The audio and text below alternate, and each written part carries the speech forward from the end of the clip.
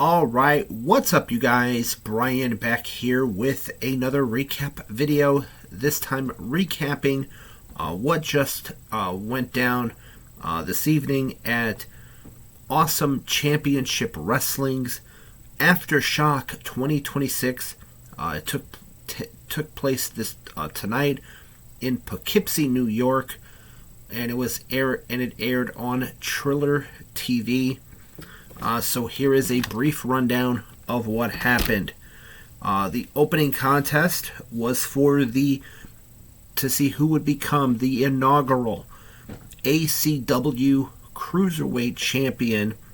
It was a six-way match that saw Leo Sparrow pick up the win, as he would wind up pinning, I believe it was Liamo. This match also featured GKM, Anthony Green, Jordan Oliver, Liamo, and Soleil, who is apparently Sydney Akeem.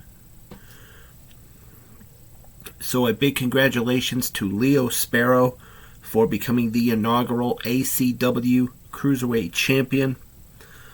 We saw the ACW National Championship on the line as Zach Clayton would retain over Wrecking Ball Legursky after some unlikely help, and I wouldn't say unlikely help, but after some shocking interference from TNA superstar Mr. Elegance of the Elegance brand, who came out and distracted Legursky, and that allowed Zach Clayton to pick up the W and retain the ACW National Championship. Then we had a six-man tag that featured Crowbar, Danny Doring, and I believe it's Hal or Cal. They lost to Dante Casanova, Jay Lethal, and a fan who dressed up as Macho Man, Randy Savage. And this basically came about because of a in-ring segment between Crowbar and the fan's name was Machoverse, and that whole thing came about because of an incident that happened, I believe, at the last ACW event, which I think is the Poughkeepsie Rumble, where Crowbar pulled this fan who was dressed up as Macho Man over the barricade, and there was the segment on tonight's show was between Crowbar and Machoverse. It was called a Summit for Peace.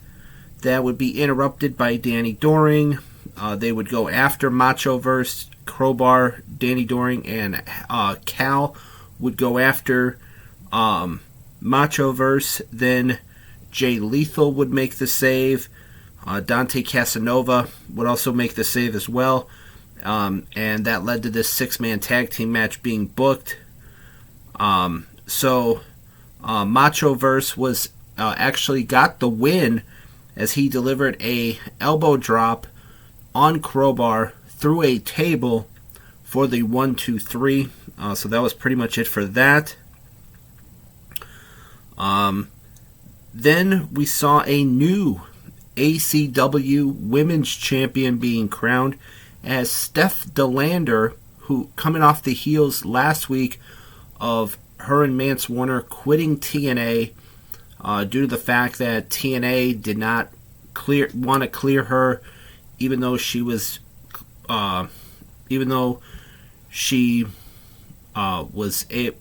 able to compete again, but apparently TNA didn't want to clear her. They didn't feel that they shouldn't, that they needed to clear her or anything else. So they didn't really clear her. So her and Mance Warner wound up quitting last week from TNA Wrestling. They've made some appearances in GCW, but I believe it said after 2 years of not competing, Steph DeLander finally won a championship in her first match back, as she became the new ACW Women's Champion in a triple threat match, defeating J-Rod and the now former champion Indy Hartwell when Steph DeLander pinned J-Rod to score the win in this matchup. Then we saw Flip Gordon defeat EC3 in a one-on-one contest. In a triple threat match for the ACW World Championship, we have a new champion in Killer Cross, who defeated TNA World Champion Mike Santana and the defending ACW World Champion Richard Holliday in a match that broke down with Santana battling with Richard Holliday's bodyguard. They fought to the back, and then Scarlett Bordeaux, Killer Cross's wife, she would get involved. Richard Holliday would hit her with a type of suplex, and that made Killer Cross snap, and he locked in the cross jacket submission and for the tap out, and thus became the new ACW World Champion. So big congratulations to Killer Cross on that one.